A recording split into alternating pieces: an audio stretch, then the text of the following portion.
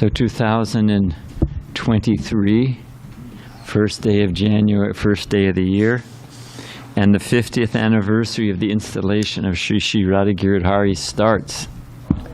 And it starts off with him having a beautiful flower outfit. All glories to the pujaris. We were just thinking that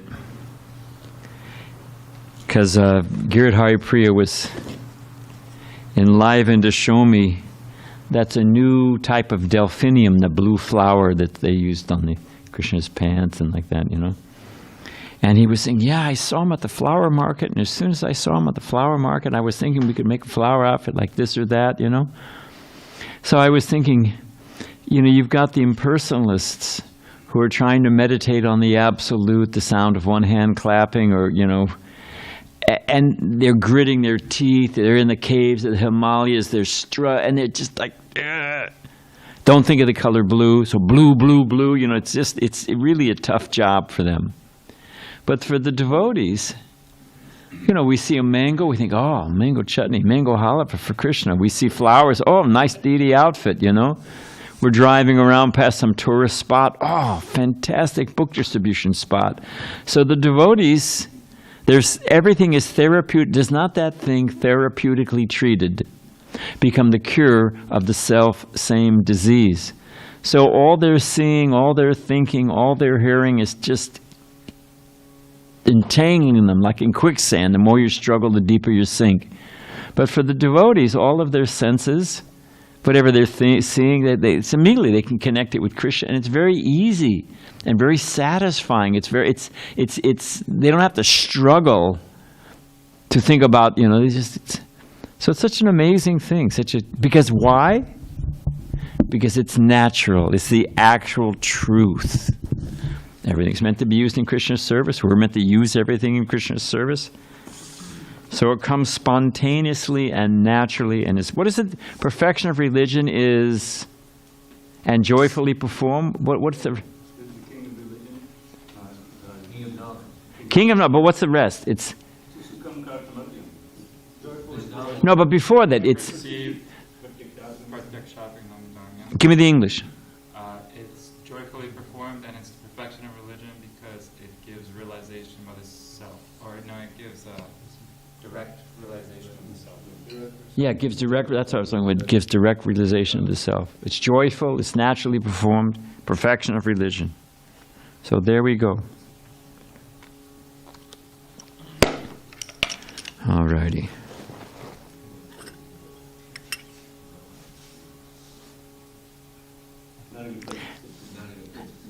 Yeah, it's the old saying, you make a better door than a window.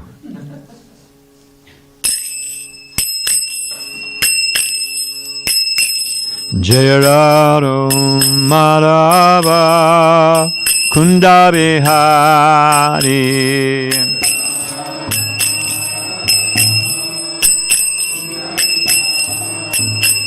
Jaya Radha Madhava Kunda Bihari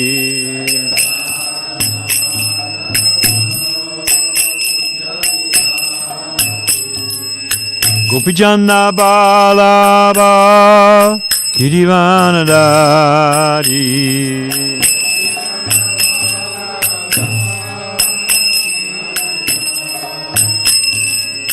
Gopijana Balaba Girivanadari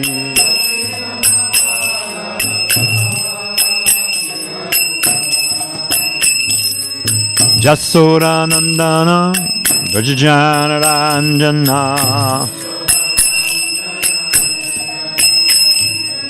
Jasodanandana Vrajajanaranjana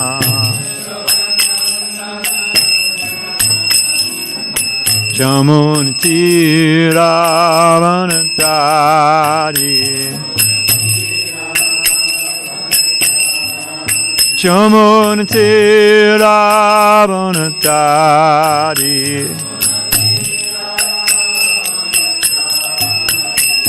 Jaya Radha Madhava Kunda Bihari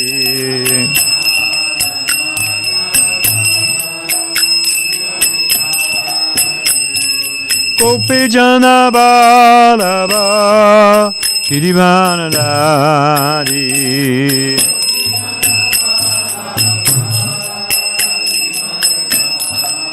Jasodanandana Braja Janaranjana Jamuna Tiravanatari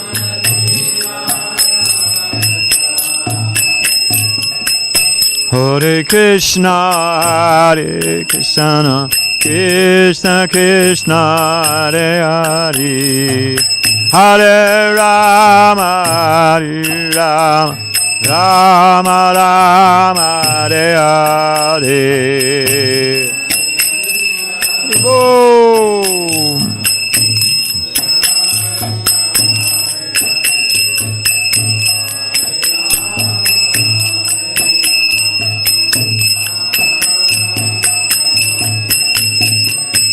Hare Krishna, Hare Krishna, Krishna Krishna, Hare Hare, Hare Rama, Hare Rama, Rama Rama, Hare Hare.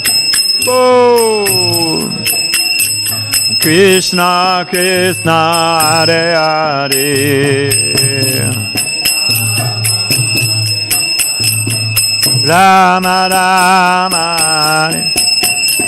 Hare Krishna Hare Krishna Krishna Krishna Hare Hare Hare Rama Hare Rama Rama Rama Hare Hare Krishna Hare Krishna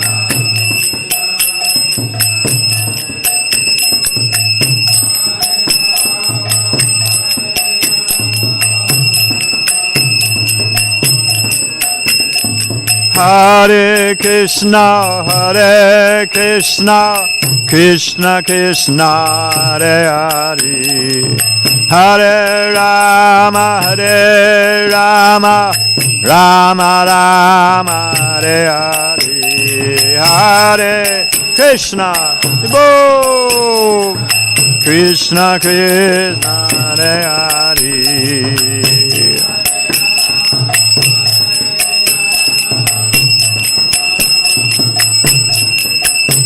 Gerardo Madhava Kunda Bihari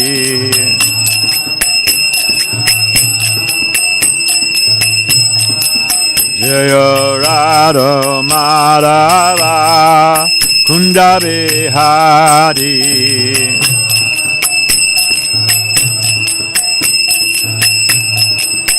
Gerardo Madhava Kunda Bihari Radha Madhava Kunda Bihari.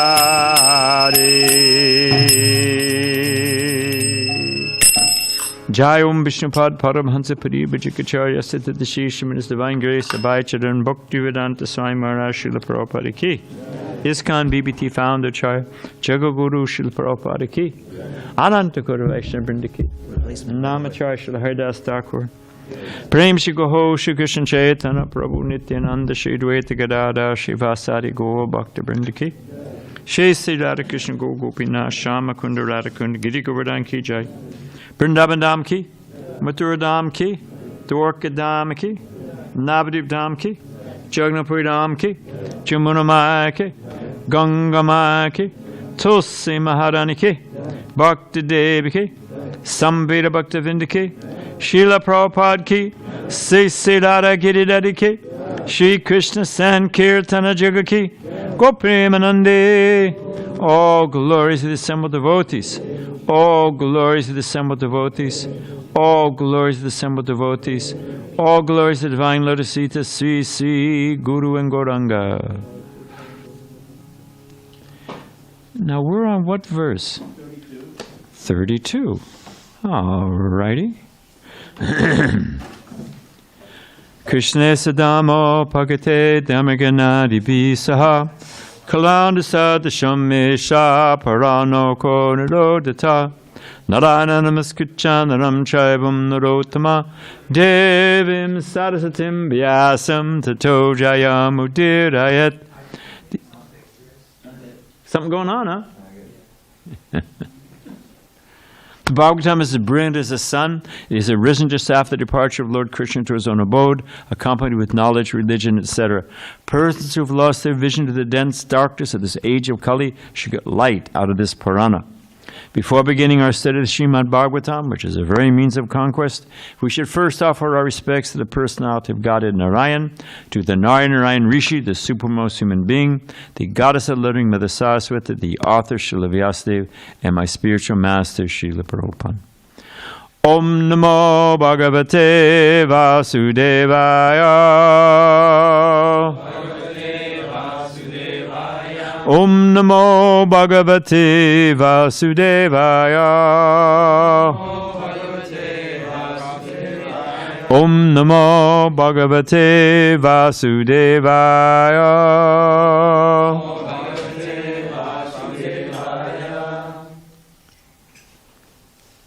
Shrinvatam Grinatam Friyani Udamani Harer Muhu Yata Sujataya Bhaktya Sudyan Natma Vratadibi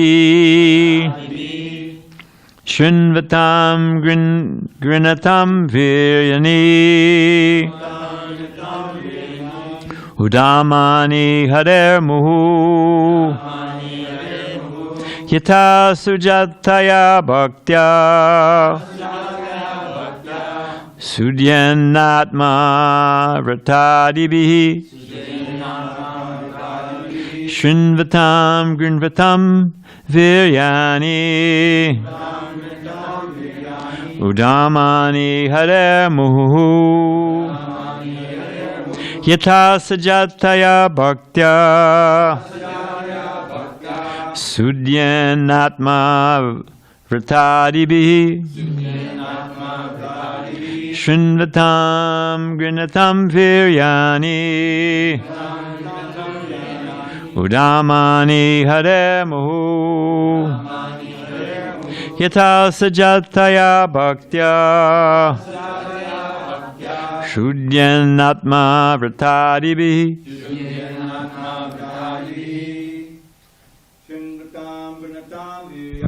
Shrinvatam Gunatam Viryani Udamani Haremu Yata Sujataya Bhaktya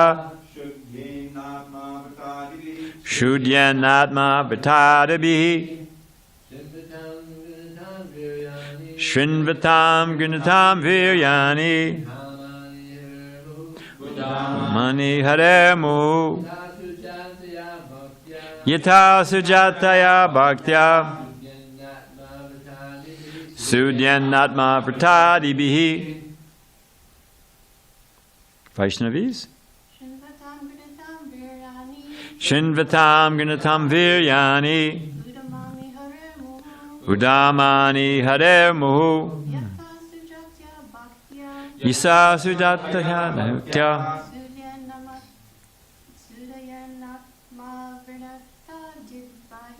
Sudyanatma Vratadibi Shrinvatam Grinvatam Viryani Udamani Haremu Yata Sujata Bhaktaya Sudyanatma Vratadibihi Shrinvatam. Of those hearing Grinatam and chanting Viryani, the wonderful activities. Udamani, able to counteract sin. Hare, the Supreme Personality of Godhead. Muhu, always. Yata, as. Sujataya, easily brought forth. Bhaktya, by devotional service. Shudyat, may be purified. Na, not. Atma, the heart and soul. Vrata adibihi, by performing ritualistic ceremonies.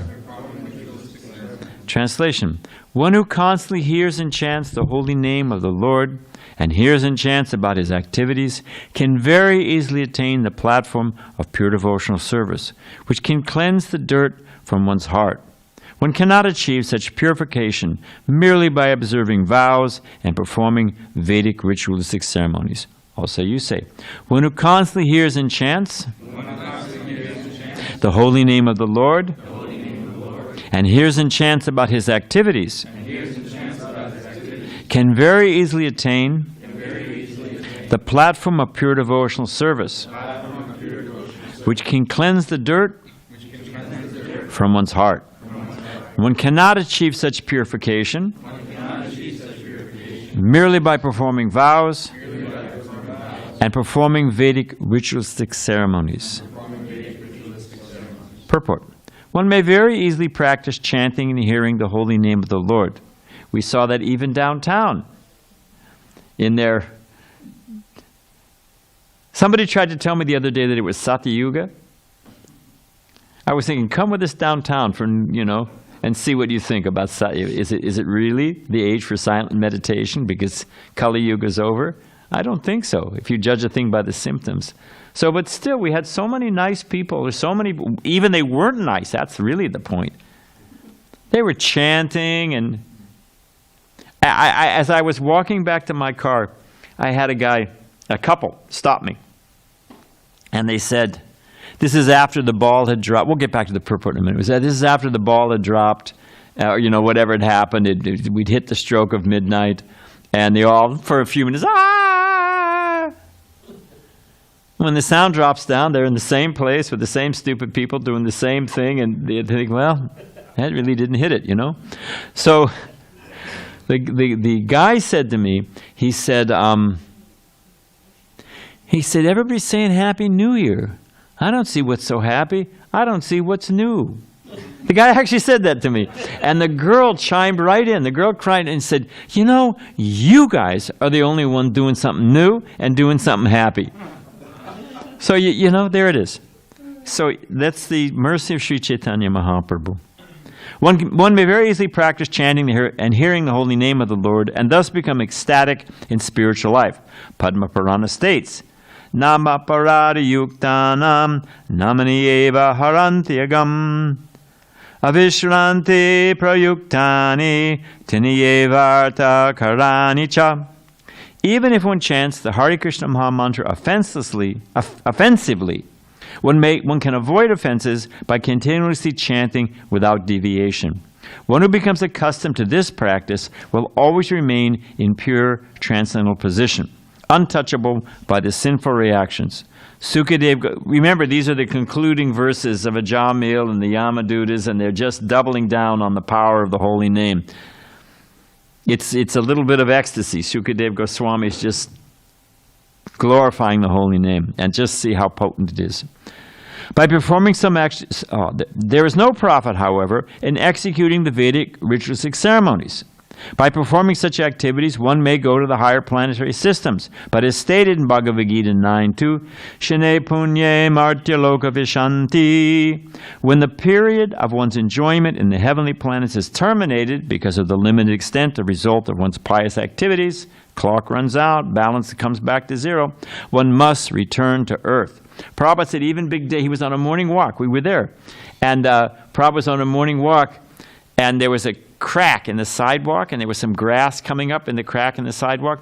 Prabhupada said, what great day is this? He swung his cane. He was like, Prabhupada said when their pious activities run out, they come down. Sometimes they have different ways, but sometimes they come down in the rain, and they come down as grass. The grass is eaten by some animal, primarily bulls, and it gets in their semen, and they come back in, and then this way they get into the animal form of life. So Prabhupada gave the example, and I remember, it was one of the first things I heard Prabhupada say, that suppose someone invites you to their house, And they open the door, and you see in the living room or whatever, the first room there, you can see into the dining room, and you see a huge feast laid out. Just stop for a moment. Visions of sugar plums dancing in the head, whatever, visions of samosas and gulab jamuns. And you look at that huge feast. Think, wow, I came to the right place. Right? Looks good. Prabhupada said, but suppose you know that behind the door is a man with a club who's going to beat you senseless as soon as you walk into the room. Do you walk in? Whoa, no way. Nice try. So the point is that even you go up to the heavenly planets, it's over. It runs out. And who was it? Who was the great king who went to the heavenly planets, helped the demigods fight? No, I'm thinking, maybe it was Muchukunda, but I'm also thinking, was it Maharaj Katvanga? And then they asked you, how long do you have to live? It was Katvanga. So, he fought for the Devas, was victorious, was offered so many benedictions. And then he said, okay, before I take all of that, how much longer do I have to live? And who was it who was looking for a wife? He was looking for a wife of his was it? son. Oh, no. Was it Revati? And she wound up marrying Balaram? I forget it. But the point is that some king, obviously very pious, very powerful, went to the heavenly planets and was looking for a wife for his daughter. Was it before Burma? Was it Burma? I think it was Burma. But either Burma or Indra. It works the same way. And, Brahma was waiting for a dance performance. The dance performance ended. Said, yes, how can I help you? Said, well, I'm looking for a husband for my daughter. He says, since you've been up here, it's only been 15 minutes. But it's been endless eons and ages.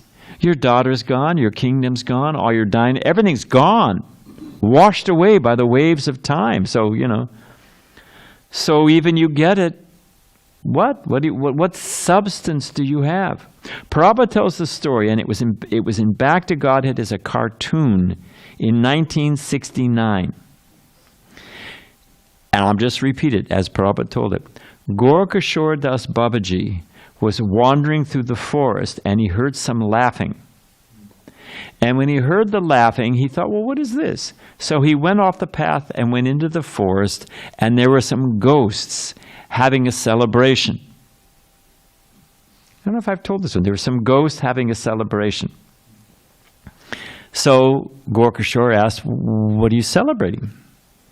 He said, well, tomorrow this rich man, he's going to come into town, his horse is going to stumble, he's going to fall off the horse, crack his head, and he's going to have to become a ghost like us. Ha, ha, ha, ha. So Gorkashore went into town the next morning to warn the man. And sure enough, the rich man came in riding on his horse. But before he had a chance to warn him, the horse stumbled, the man fell off, cracked his head, and died. The next day, Gorkashore was traveling on the same path, but he didn't hear laughing. You know what he heard? He heard crying. So he went off the road, and the ghost was saying, oh, he cracked his head, and everything happened like you said. He said, no, he'd fasted that day from grains, so he didn't have to go. He had a fight with his wife, fasted from grains. It was a Ekadasi, so he didn't become a ghost. He's become a deva. But relating to this, they gave him a bag of prasadam to take home. And this is Prabhupada's story. Gorkashore took the bag home. When he opened it, it was full of stool. So my point, it goes, they're pranksters and so many things. They're not happy entities. My point being, there is a point. My point being is that even it looks good, at the end of the day, what is it? So Prabhupada's talking, all the ritualistic ceremonies, all the pomp and circumstances, but there's no use of endeavoring to travel up and down in the universe. It is better to chant the holy name of the Lord so that one may become fully purified and eligible to return home back to Godhead. That is the aim of life. That is the perfection of life. Omagana tamarundasya gyana gana salakaya jakshushu militan gena tazareshi gurave namaha. So we are going to say something about the new year. But just to summarize this, if one wants to cure a disease, you have to have a good doctor, you have to have good medicine, you have to follow the prescription, okay, all of that. But what means you've got to, what is the definition that you've got a good doctor? What is the first step? Doc, I got a pain in my side. And the doctor says, oh, you have, all right, this is your first freebie, Dravida. It's a new year. You have to have a good diagnosis. You have to know what the problem is. Sanatana Goswami, when he met Sri Chaitanya Mahaprabhu, he said, everyone in my village life, everyone calls me Pandit. And he was a Pandit, so many foreign languages, Prime Minister of the entirety of Bengal, which in those days was West Bengal and Bangladesh, West and East Bengal, under Nawab Hussain Shah, had a greater per capita income and GNP, gross national product, than France. There's a reason that the Brits put their capital in Calcutta. It's at the mouth of the Ganga, goes into the Bay of Bengal, because the wealthiest place in India at the time was Bengal. And he was the prime minister. Sanatana, his brother, was the finance minister. He was the prime minister of Bengal. So you have to think for a moment. Just as a sidelight, do you know that Chaitanya Mahaprabhu gave Rupa Goswami and Sanatana Goswami two instructions? So many instructions. But he told them in Vrindavan, he told Sanatana Goswami, you have to provide rice for all the devotees, especially the Bengalis. It's in Chaitanya Charitamrita, and it's also in a letter from Sri Chaitanya Mahaprabhu to Sanatana Goswami at the Vrindavan Institute. Indradumna Swami told me, and I'm going to take a snapshot of it when I go. And then the other, in a letter, he told Rupa Goswami that you have to provide milk for the Vaishnavas. And Rupa Goswami, in addition to everything else he was doing, had a goshala with over 500 cows to provide milk for all the Vaishnavas in Vrindavan. Now, I don't know exactly how he got off on that, but simple point is, you have to, so Sanatana Goswami, when he met Sri Chaitanya Mahaprabhu, although so qualified in so many ways, he said, everyone calls me Pandit, but I don't know the essential thing. Other than Dravida, what did he do? Two things he did not know. Who am I? Okay, one, who am I? What's the other one? And why am I suffering? If you don't know that, you meet a homeless person, they don't know their name, they don't know what, it was a devotee who got knocked in the head. What was his name? Omkar. Forgot everything. He woke up on the beach. I don't know what exactly happened, but he woke up on the beach and he didn't know he didn't know his name, he didn't know where he came from, he didn't know anything. Met a devotee, came to the temple, moved in. So, Mata Smriti Jnanam Apohanamcha, in this case, forgetting was a good thing. Is that okay? Okay, thank you. So the simple point is, if you want to cure the problem, you've got to have the disease. And you can dance around the issue. You can do so many things, Vedic rituals, austerities, you can give in charity, you can do, but it doesn't cleanse the heart. The only thing that will cleanse the heart, and the cleansing the heart is not done. Prabhupada said by chanting the holy name, the devotees automatically. It doesn't mean we shouldn't strive for developing the 24, is it 24 qualities of a devotee? We shouldn't strive for developing the 24 qualities. We should strive for it. Individually, collectively, we should know those qualities and strive for them. But the fact of the matter is they will come automatically as we advance in spiritual life. So it's, I was a bhakta. I'm still a bhakta, trying to be a bhakta. I was a bhakta in Los Angeles in 1970. The Brahmacharya ashram used to be where the gift store is now. We had no private clothing in those days. Everything you just threw in there. If you got back late up from Harinam or book distribution, all the larges were gone. You'd have to squeeze into a small T-shirt, ironing was out of the picture. And we had polyester dhotis because nobody knew, but no one was going to India, no one was bringing dhotis, but we'd go down and buy a bolt of the cheapest cloth possible.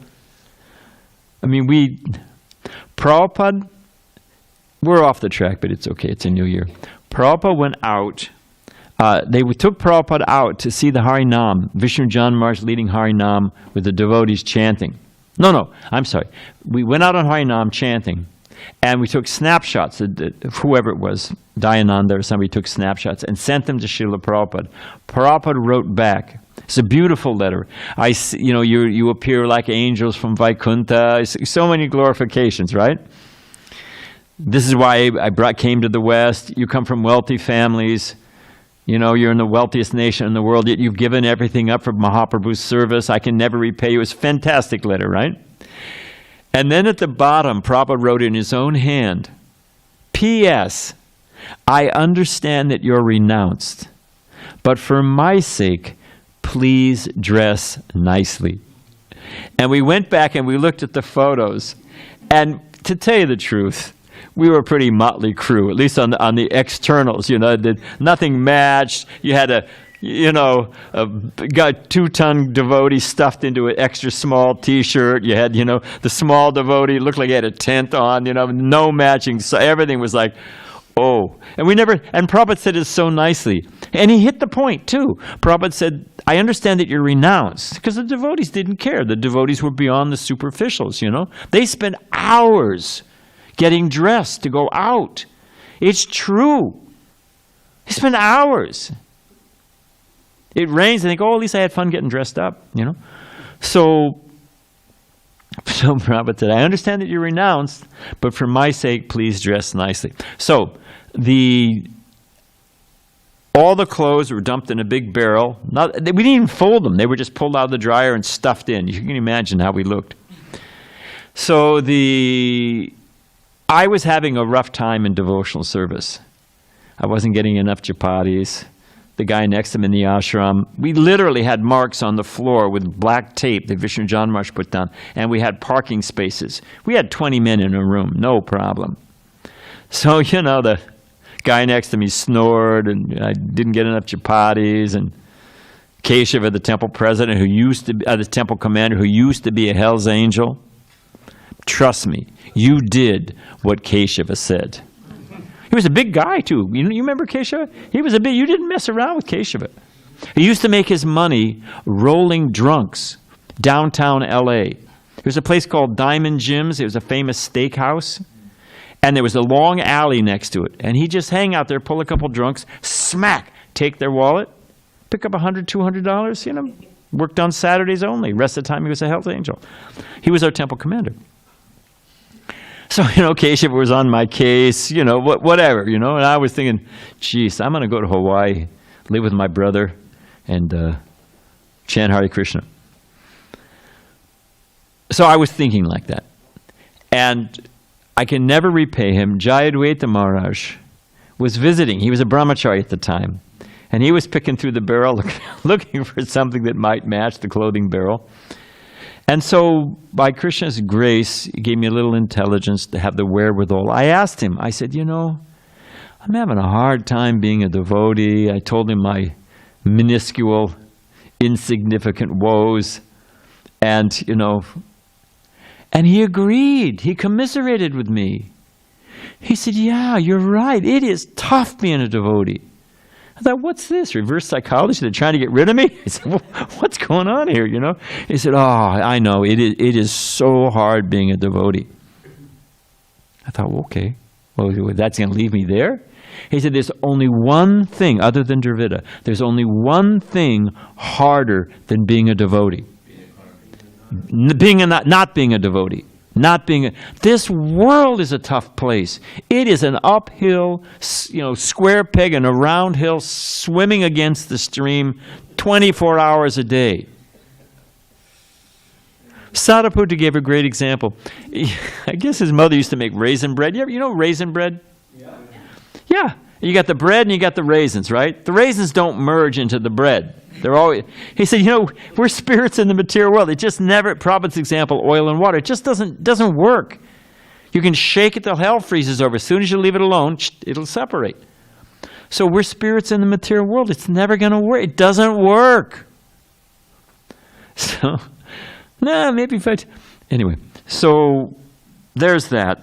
Unless we know the problem, how in the world, and they're dancing around it in so many different ways, but the simply becoming Krishna's devotee, seeing as I said in the beginning, seeing everything in relationship to Krishna. Dovetail. You know what dovetailing means? It's a term that, because we hear it all the time. Dovetail your senses. Dovetail is a carpentry term for carpenters, for fine wood. Hare Krishna. Dovetail means, let's suppose I have a window or whatever it may be. And if I carve a piece of wood that fits right in there, it comports with the shape of where that's to dovetail. You dovetail windows, you dovetail doors, you dovetail fine molding. It's to fit, it just comports just nicely. So that we mold ourselves to Krishna's desire, to Krishna's will. We use everything in Krishna's service.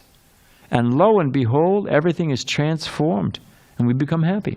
So there's that. Now, I wanted to say something about New Year's, because it's New Year's and people think about resolutions, So we can look at this two ways. New Year's. What is actually new? I was at a darshan one time, and a man said to Srila Prabhupada, what is the use of reading Bhagavad Gita? It is ancient. They were riding on horses and fighting with arrows. Of course, what was the quality of those arrows is another story, mantra enhanced. But, it was an agrarian, Bronze Age society or whatever it is. We're reading, we want new, we want modern, we want, something that addresses our time and place. Sounds like it tugs at the heart and the mind. Prabhupada said, what's new? Prabhupada says, birth, death, disease, old age, are those new? Miseries caused by other living entities? Mind, body, senses, or, whatever it is. Adibhotik, adidevik, adiatmik. What's new? What's new? The mind hankering and lamenting, back and forth like a yo-yo. Prabhupada said, tell me what's new. Tell me what's new. They might dress a little bit differently. The fashions go up, fashions they'll go down. Grow a mustache, don't grow a mustache, sideburns, no side. What? What's new? It's the same thing since time immemorial. And they're doing the same thing. Same thing. Jarasandha, I always loved Jarasandha. Jarasandha, right, fought 17 times with Krishna. It was actually 18 times. The 18th time, that's the end with, Ranchor and all that. But for the first 17 times, he was defeated every time. I think Prabhupada says all the soldiers and everyone was lost. He lost everything. We had to walk back. Prabhupada says, unprecedented in the history of military, affairs. And his friends would always encourage him, well, you were outnumbered, the luck wasn't with you. It was, 17 times. Take the hint, my friend. But, we laugh at that, the foolish folly. Get the clue. But how many times have we been around and around? I'm not going to take the time because I think we're running out of time. Prabhupada talks about the man who goes to see the prostitute, abandons his good wife. It's a whole story. And she serves him, there's an art to these things. You don't just have at it. First there's some nice sweet words, some musical singing, there's a nice meal, then you go for it. So she served him every meal in 3 different pots. One was iron, one was copper, one was gold. The salad, I don't know what they ate, salad, and the soup next, same soup, came in 3 different bowls. Then it was the entrees, samosas, I don't know, whatever you're thinking about. I happen to be thinking about eggplant parmesan, but whatever it may be for you. You're thinking about whatever it may be. Everything came in 3 different meals. Then when they finished, she said, all right, let's go. Have at it. And he said, great, thank you, but I just have one question. Why did you serve every course in 3 different bowls? The same thing. She said, you fool, go home. That's how Prabhupada told the story. Does anyone know the purport of that story? He'd abandoned his good wife to have sex with a prostitute. And all the preps he ate were the same. When he asked the question, she asked him. First, I'm sorry, I left out a key point. She asked him, was there any different taste? Whether it was in iron, whether it was in copper, whether it was in gold. Was there any different taste in the soup? No. Then she said, you fool, go home. Anyone want to share the purport of that story from Srila Prabhupada? Have at it, Dravida Prabhu. Well, the point is that ultimately the sex and the pleasure are the same, whether this one, that one. So why? It's all the same. Whether you're asleep. I remember I was on my way to India, and my father was a good man who helped the devotees. I'm not criticizing, and I can never repay him. That's a fact. But he was in London on business, and our paths happened to cross. And so I stopped where he was staying, and I spent the night in his hotel. Plus I didn't have, it's a free hotel. So I stayed with him, right? And all night long he tossed and turned, buy, sell, this, that, Devotees, generally speaking, do not have trouble sleeping. It's usually not a problem, right? Well, peaceful, we just lie down, devotees out, dreaming of samosas or whatever it is, So they don't even, somebody said to Prabhupada, I was there, they said, but they're so opulent in the West. Prabhupada said, what is that opulence? Prabhupada said, they don't have the opulence of one moment's peace of mind. Think about it. What's the use of everything you've got if you don't have one moment's peace of mind? What is your opulence? What is your wealth? So, there's nothing new. There's nothing, it's not going to change. You're not going to push it in just the right shape and it's all going to work out if you just, juggle it. Like, juggling pots. I saw a guy in Calcutta. Yeah, it was Calcutta. And he was a snake charmer. This was 1973 in front of the American Express office. And he was, the snake charmer, the typical thing, right? He's got the cobra there. Is he charming the cobra? What's actually happening? Anyone know? In case you ever want to take up the art. What's happening is the snake knows its distance that it can strike. What's the most effective distance it can, If it's too far, it'll miss. If it's too close, the fangs and the poison won't. So it's calibrating. So you just have to stay a step ahead. Kids, don't try this at home.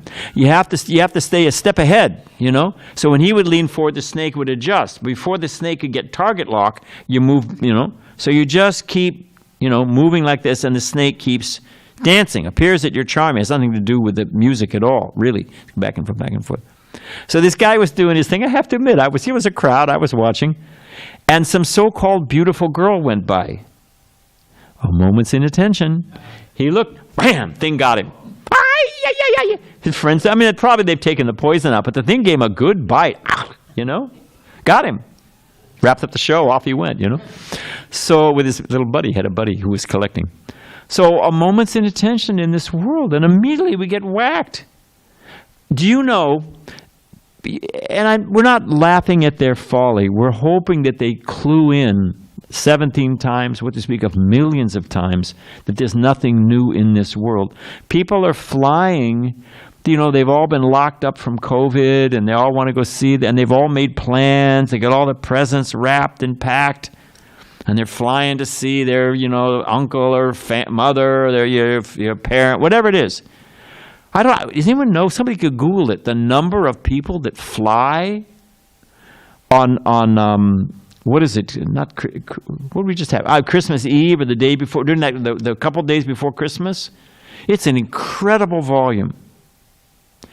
You know that 2/3 of the flights were canceled or delayed.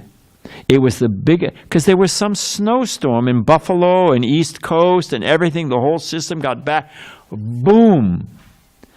All over America, all over Canada and the USA, people are sleeping in airports. They can't get their luggage. So just some David just hit a thermostat somewhere, and the whole thing went to hell in a handbasket. So, what? You know, we're minding our own business, so-called, instead of Krishna's business, and the wrecking ball comes right through the window. 113 million Americans. 113 million Americans. So you can pick your whatever, 2/3 of the flights canceled, they're all sleeping in airports, and my point being, so what's new? What's new? You can take a resolution, you can dance around, I'm not going to stop smoking, I'm going to stop drinking. That's all well and good, do that. I'm going to exercise more. I'm going to be a kinder, gentler person. That usually works till you're stuck in traffic, and then it all comes out, you know. So they should do a survey. If I had money, I'd do a survey. How many people make resolutions on January 1st? And how are they doing by February 1st? It'd be very interesting to see what the ratio is, you know. So, but my point is, but the devotees, so for the new year, Happy New Year, they're not going to be happy, and it's not going to be new. Only a devotee. Just like if you have a telescope. Hey, Hare Krishna to you guys. If you have a telescope, telescope. You know, you look at it one way, everything's small. I mean, everything's big. You turn it around, it's the same instrument. You just use it a different way, and everything becomes small. Big, small, big, small. Same instrument, just inversed. You follow? So the same thing, Happy New Year for the devotee. Because by purified consciousness, as is being described here, by taking shelter of Krishna, by the holy name, the devotees have a new life. The devotees are actually happy. It's the change of consciousness. My classic story, and I'll tell it again, just that simple line, we are not this body. That gives, I was in LA, somehow I'm thinking of Jayadvaita Maharaj, I'm usually in the free prasadam booth at the LA Ratha Yatra. Things were going on smoothly because Jamuna Pati Prabhu was there, the only adult on the board.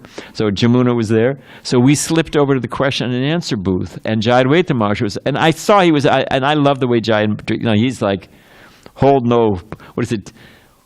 Take no hostages, hold no prisoners. He's like full on. So I went over to listen, and it was a large crowd at the question and answer booth, and I was behind these two very large men. I'm sure they're not listening. They were land whales. These guys were big. And I was trying to see, because I wanted to see Jayadvaita Maharaj's face. I was trying to see around, and I heard, because it's an amp, it's a microphone, a microphone, whatever, speaker. And it said, the beginning of spiritual life, the first understanding is that we are not this body. And the one very large guy turned to his very large friend and said, boy, that's a relief. And it's funny when you think about it, but but it's a huge relief.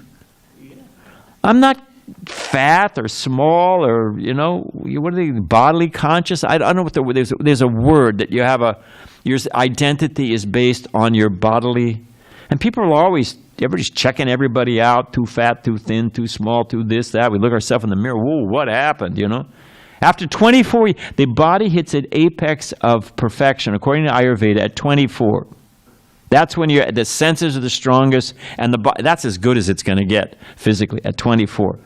And it's significant. Prabhupada points out that Chaitanya Mahaprabhu took sannyas at 24. Prabhupada said it was a kick on the face of Maya. Who else took sannyas at 24 years old, at the apex of the ability to enjoy the senses?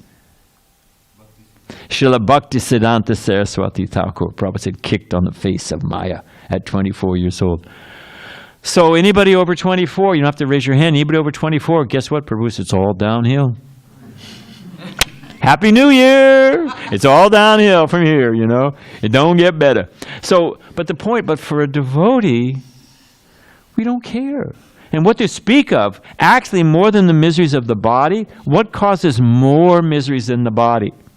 Prabhupada says eating, sleeping, mating, and defending. But he often defines defending as something else other than Dvita. Eating, sleeping, mating, and defending. But he often uses another term. Fearing. And Prabhupada describes fearing as that subliminal act angst that's the baked into material life. It's the protum and otum of material life, is that anxiety. When's it going to end? When's the wrecking ball going to fall on my head? Oh, I'm getting older, time, you know. People died making toast. Yeah, I stick the fork in it. Zzz. People die getting out of the bathtub. People die getting out of bed. There's a number of how many people, more people die getting hit by coconuts in the head than killed by sharks. I mean, it's a rough world. I'm telling you, Prabhus, it's a rough world.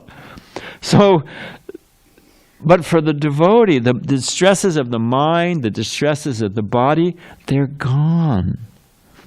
And we'll end here. Dravida Prabhu told me this, that Radharani, she has her hand like this. We're talking Happy New Year. For the materialist, there's nothing new, there's nothing happy. But for the devotee, it's happy and new at every step. I'll get back to Radharani in a second, but I just thought of it. Mukunda Maharaj told me a story that he was on a morning walk with Srila Prabhupada, morning constitutional. And if you've ever been to Bhaktivedanta, I haven't been there in some time, but it had a lot of open areas, a lot of fields, and it's a good thing. In the UK, they have a lot of walking trails. You know, that you can just walk. You could walk from the top of Scotland all the way down to the cliffs of Dover. There's trails that you can just walk on, nice paths. It's a good thing. So the Prabhupada's out walking. And there's so many other, not so many, but there were groups of English gentlemen also out in the morning for a walk. And Prabhupada just exuded dignity and aristocracy, not in a pompous way, but Prabhupada was just, anyone who met just knew this is a gentleman, and if they were intelligent, this is a saintly person. The way Prabhupada held his head, everything about him So, when they would pass Prabhupada, the British gentleman would naturally, you're crossing each other on a thin path, they would say, "Good morning, sir." Prabhupada would say, "Good morning" back. So after this exchange, it's a couple times, "Good morning, sir." "Good morning." They were going back and forth. Prabhupada, when they were out, the latest group was out of earshot, Prabhupada said to Mukunda Maharaj and the devotees assembled, "Do you know what good morning means for the materialist?"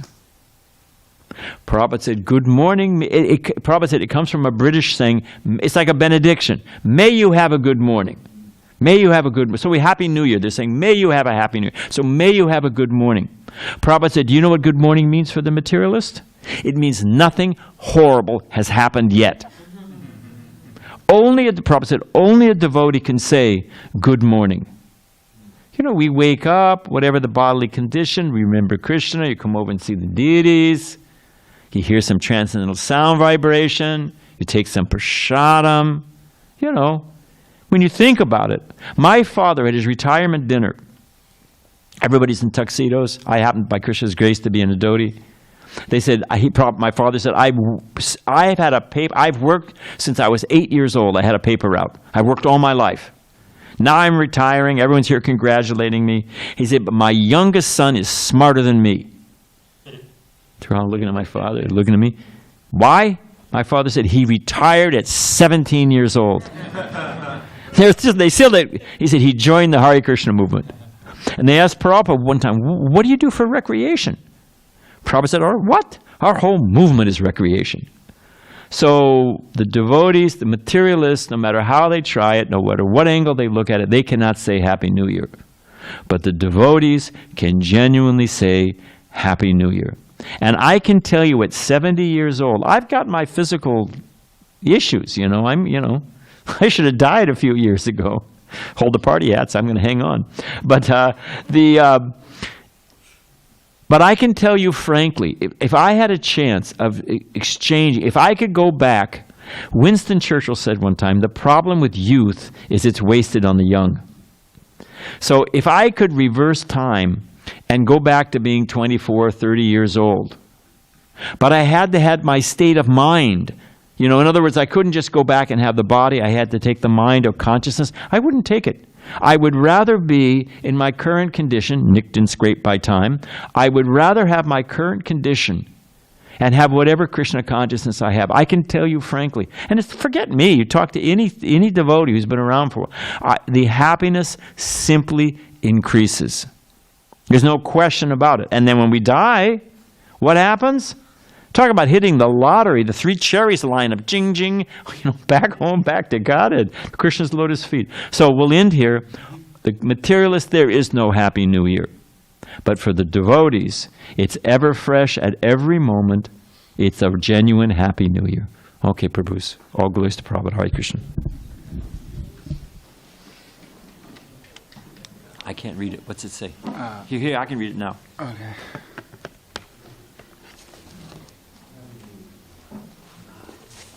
Oh, check it out. Here, from that great Oracle of Truth, Google. Research shows that 43% of people expecting to give up their New Year's expect to give up their new resolutions by February. And those are the ones that are honest. I'm telling you, there's much more than that. It's much more. Okay, Hare Krishna.